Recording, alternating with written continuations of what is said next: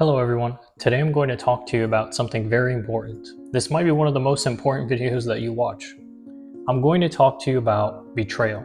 This can be betrayal in the form of friends, family members, or love interests. Basically, as it relates to any form of human betrayal. I will do this through the forever insightful lens of Dostoevsky and several of his works. I'm going to touch on two key points here, and it's going to be why it's inevitable you will be betrayed by someone close to you, and two, the best response and what to do about it.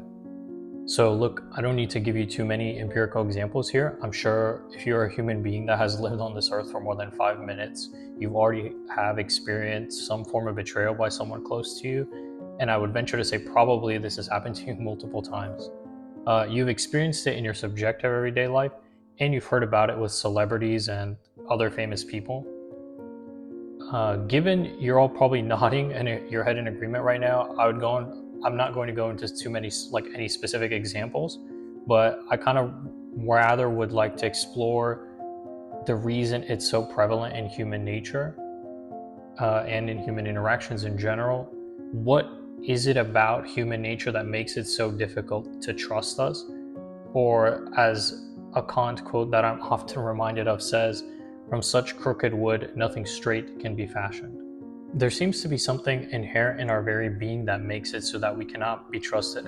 In many ways, we can't even trust ourselves not to do something, let alone other people. Dostoevsky alludes to this in his idea through his characters that inherent in all human beings as an axiom and grounds for what we are lies chaos and fickleness alongside with their companion resentment. In the Brothers Karamazov, for example, we see a version of this complete human being in the character Dmitri, one that is concerned with the heights of humanity, say philosophy, math, art, but also engages in base instincts and desires, and pursues self-interest at the expense of others. This means that if we take Dmitri as an example of a quote-unquote complete human being, a human being having both the heights of humanity, reaching kind of the abstract ideas and just things that would normally be associated with the heights of humanity, and then kind of like the more lowbrow activities. Dmitri encompasses both of these, like he's a union of both of these, and in that sense can be referred to as like the complete man, and in relation to say like the other two brothers. So if we take him as this complete man, we see that in truth we have to accept that at times people will behave for their own self-interest at our detriment, regardless of how perfect or pursuit of lofty ideals that they seem. And this is something that we just must simply accept. The kind of key point that I want to emphasize here that I think goes underlooked and say when looking at a character like this is that if you have, let's say, an individual who seems perfect on the surface, and an individual who seems that he would never betray you because he just seems so kind or sweet or perfect, the thing that Dostoevsky is pointing to here is that actually inherent in all human beings, even if they put on this like front and persona, inherent in all human beings by constitution of being a human being lies kind of darkness and this propensity for betrayal and resentment, all these other negative aspects, negative human emotions. And now we're going to go into some of those in more detail. Another dark axiomatic feature of the human constitution is that human beings are inherently fickle and have chaos that lingers inside of them, that lingers inside their heart, again, irrespective of if they seem perfect and sweet and kind on the surface. By the very constitution of being human, they have these dormant, at least in some cases, emotions. These are kind of like an axiomatic base, like an axiomatic ground inherent in the human condition. The world doesn't run on gratitude. People are not grateful. In a lot of cases, if you help a friend, for example, or a loved one, it's likely that down the road they will actually be resentful of you and not thankful of you. So that's just like a quick example of something like that. But from the notes in the underground, we see that there's this famous passage that Dostoevsky has: "Shower upon him every earthly blessing, drown him in the sea of happiness, so that nothing but bubbles of bliss can be seen on the surface. Give him economic prosperity such that he should have nothing else to do but sleep, eat cakes, and busy himself with the continuation of his species.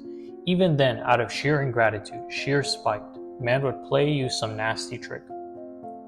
In other words, give a man perfection, give a man utopia, and he will still ruin it and watch it crumble, just to assert his freedom.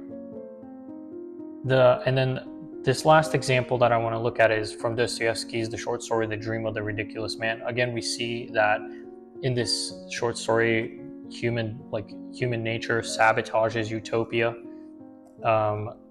It's not necessarily just an issue with the material world, and that's kind of what Dostoevsky is showing us here. It's not necessarily just an issue with problems in the material world that constrain us and say like disease, hunger, all these things we'd normally consider problematic, and that's why human beings are so bad. No, this is way worse, because what he's saying is, if you fix everything external, right? This quote is saying, like, let's say in a post-economic, post-human utopia where human beings still retain their human nature, but the material world is perfected and fixed.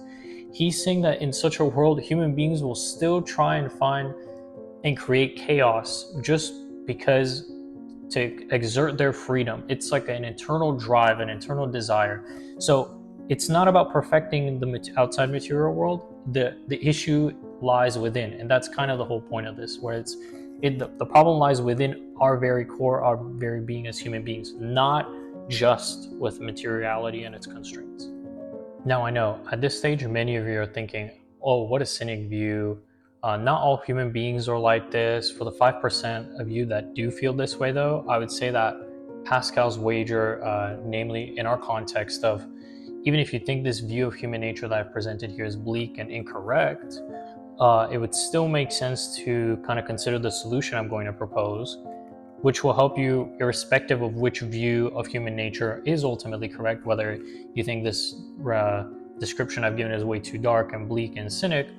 The solution I'm going to provide to you will kind of guard you against, irrespective of if it's correct or not, it would still be wise to maybe consider it and use it, because just in case, why not, right?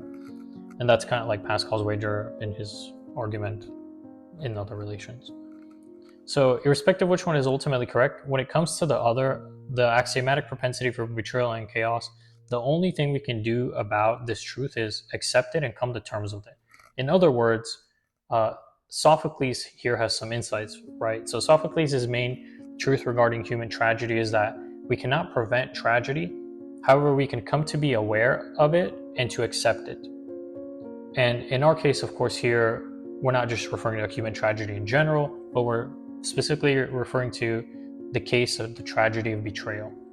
So the insight that we're getting here is basically that we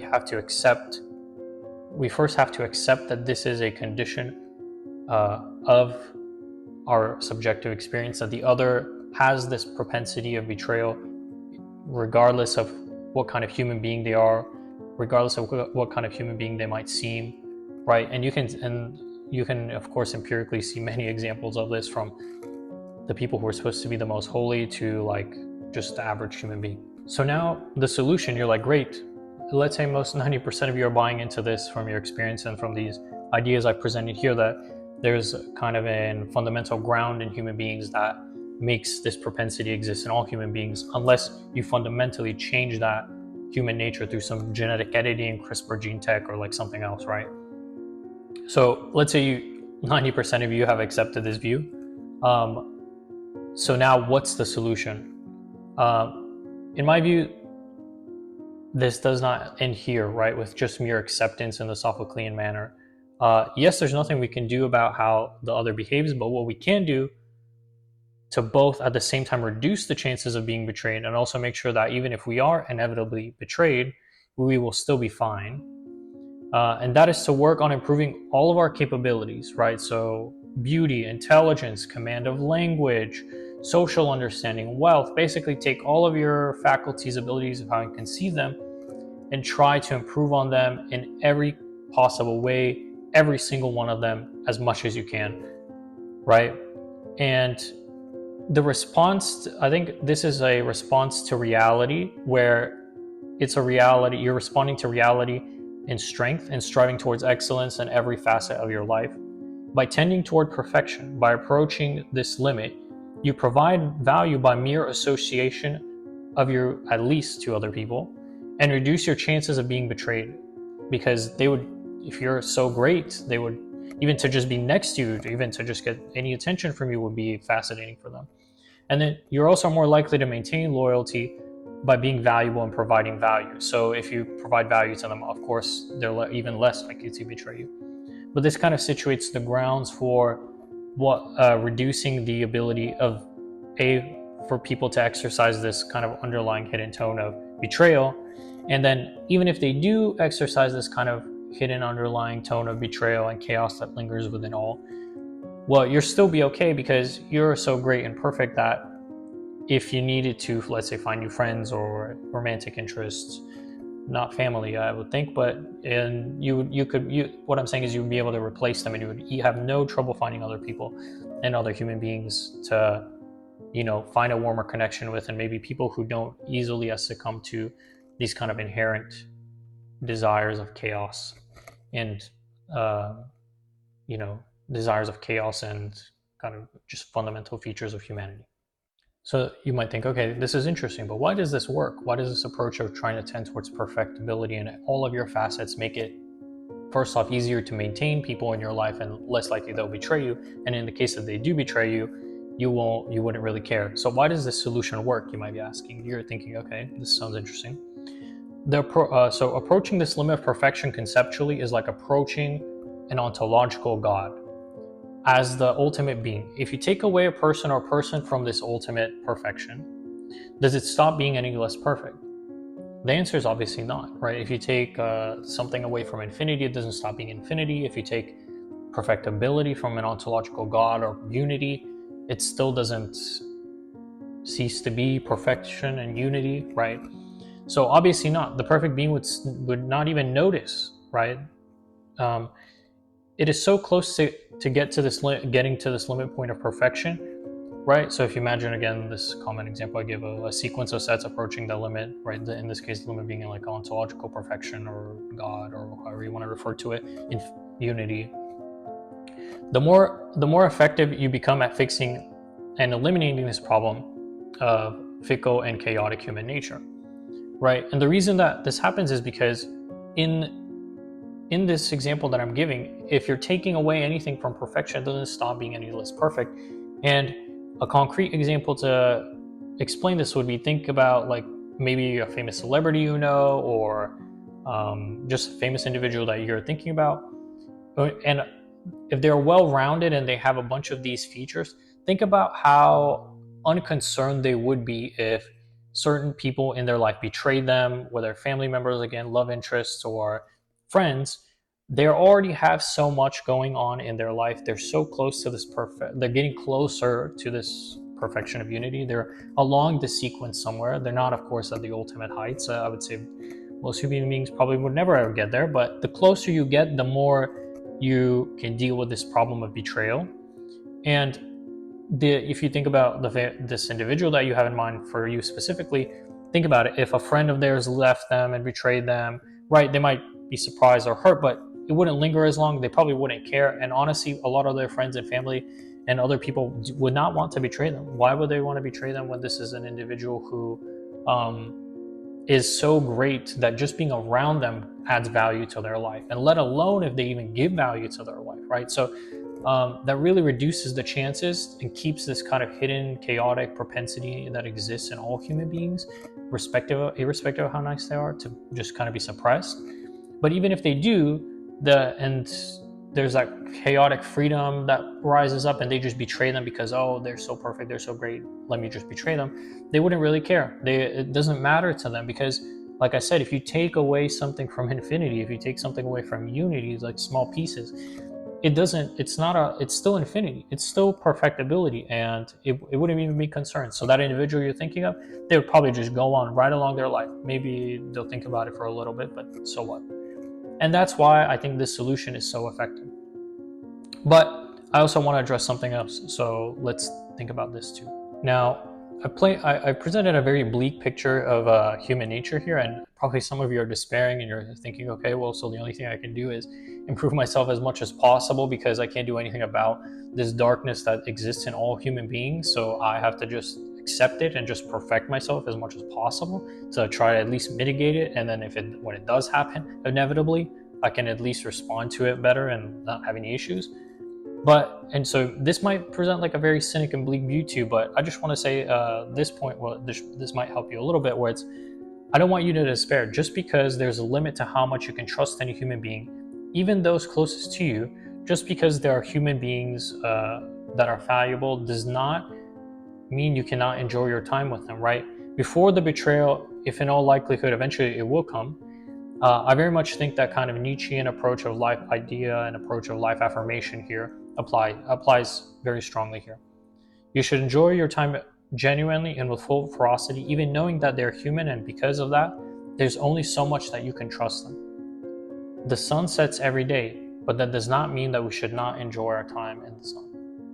All right, everyone. I hope you found this discussion regarding betrayal through the lens of Dostoevsky insightful and unique and interesting, and hopefully helpful as well. But please like, comment, and subscribe, and let me know your thoughts in the comment section below.